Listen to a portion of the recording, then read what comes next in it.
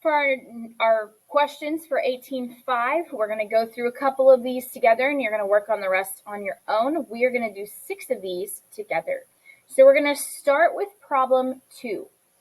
It says the value of y is directly proportional to the value of x. If y is 35 when x is 140, what is the value of y when x is 70? So this problem actually tells you what to do. We're going to set up a proportion, okay? It does not matter if you do y over x or x over y. If they ask you for the equation for something directly proportional, it's y over x, so we're just going to keep it that way. So for this first one, the proportion is going to be 35 for y and 140 for x. And for the second one, they want the value of y, meaning we don't know y, when x is 70. So from here, we cross multiply. So 35 times 70, we get 2,450, and 140 times y. And then to finish out my problem, I have 140 times y. We want y by itself. So I divide both sides by 140. And y is 17.5. So when you fill this in Schoology, you're going to type in 17.5. That's all you got to type. If this problem were on the EOC, you would make sure you would write 17.5 and fill in those bubbles. Do not fill in any extra bubbles. For number 4, this is going to be the next one we work. This one's a little weird, so we're going to talk you through the best way to solve it. The graphs of lines K1 and K2 are shown on the grid. So we can see we have our 2 lines here crossing here. Which system of equations is best represented by this graph? Now, when I look at all of my answer choices, none of these are easily graphed. All of these I would have to solve for y. When I look at my equations, these are not pretty equations. The slopes are okay, but I would have to do a lot to rearrange these. So what I'm going to do instead is use my matrices to my advantage. Remember, the solution to a system is where these lines cross. So this is like almost 2. That's a 2, not a question mark. And greater than 3. So almost 2 and then a little bit above 3. So what I'm going to do is take my answer choices and plug those into matrices and see which answer choice gets me the closest. It may be one answer choice. It might be a couple different ones. So let's review.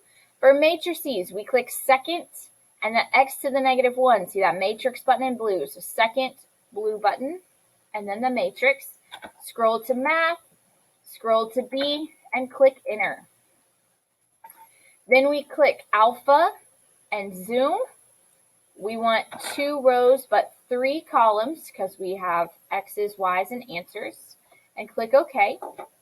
And then I am typing in just the numbers in front of the variables. All of these are set up for matrices because they are all x, y, equals, and answers on all of them.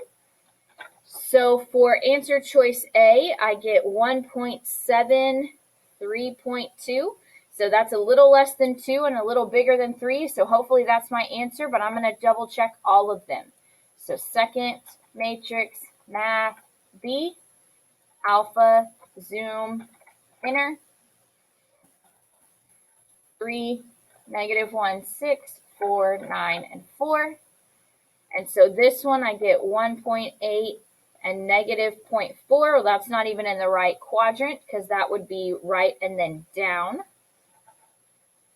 For answer choice C, we've switched up this order a little bit.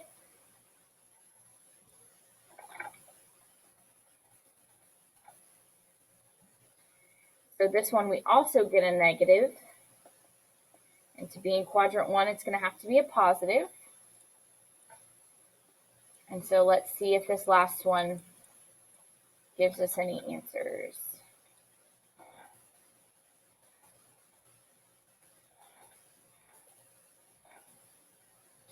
So this last one, also negatives.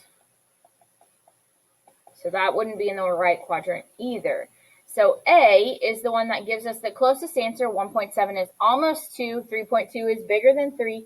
And it's the only one in the right quadrant. Answer B would be right and down. Answer C would be left and up. Answer D would be left and up. And that's not where these are crossing. Next, we're going to go to number 8.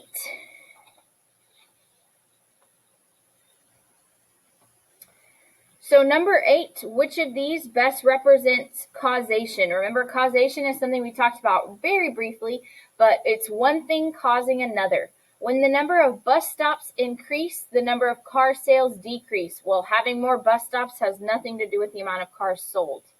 When fewer firefighters report to a house fire, the damage decreases. Well, that's definitely not right. We know generally the more people you have fighting the fire, the less damage, but it would not be the other way. When ice cream sales increase, incidents of sunburn increase. So buying ice cream does not mean that you're going to get a sunburn. So that's not really caused. When it rains several inches, the water level of a lake increases. This is one thing causing another. The more rain there is, it will make a change. It will cause a change in the level of the lake. So that is definitely causation. Next, we're going to scroll a couple pages to problem 20.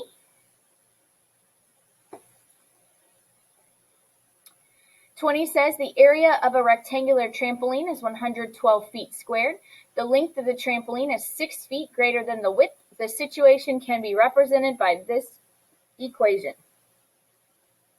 What is the width of the trampoline in feet? So because I have an equal 0, what I'm going to do is plug this part into y equals, save me some super time, x squared plus 6x minus 112.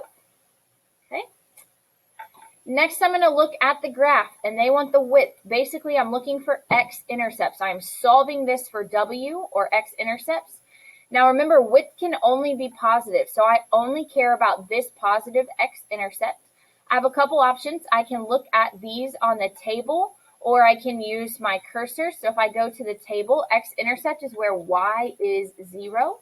So an x value of 7 does not have a y value of 0. An x value of 8 has a y value of 0. And 14 and 16 do not have y values of 0, so 8 is going to be my solution. Remember, I'm basically looking for where is the equals 0. So I'm looking for the 0 on the y's, and that happens when x is 8.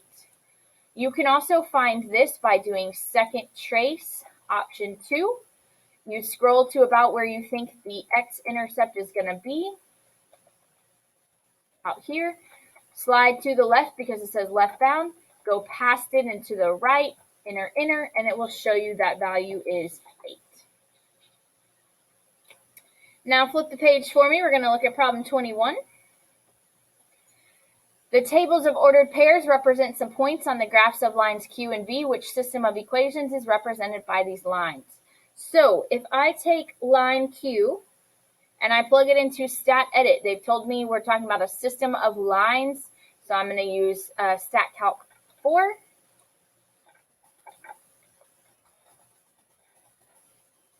So there are my x's and there are my y's.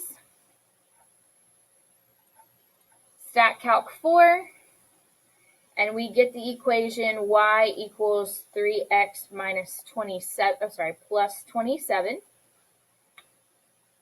So if I rearrange this, move the 3x to the other side, because if you notice, all of these have x's and y's on the same sides together. So negative 3x plus y equals 27.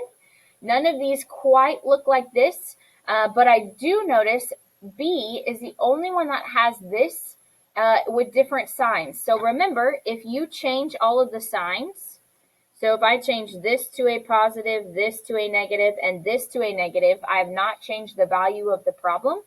And this matches answer choice B. It is the only one that matches answer choice, the only answer choice that matches that equation, so B is going to be my answer. And then number 23. What are the domain and range of f of x equals negative 37? So remember, f of x and y are the same thing. So y equals negative 37 would go to negative 37 on the y-axis, and we would cut through that line, or through that dot. So we cut through the y-axis at negative 37. So if I'm looking at this, my domain is going everywhere to the left and everywhere to the right. So my domain is going to be all real numbers, period. So that takes out A, B, and just A and B, okay? C and D are okay on the domain.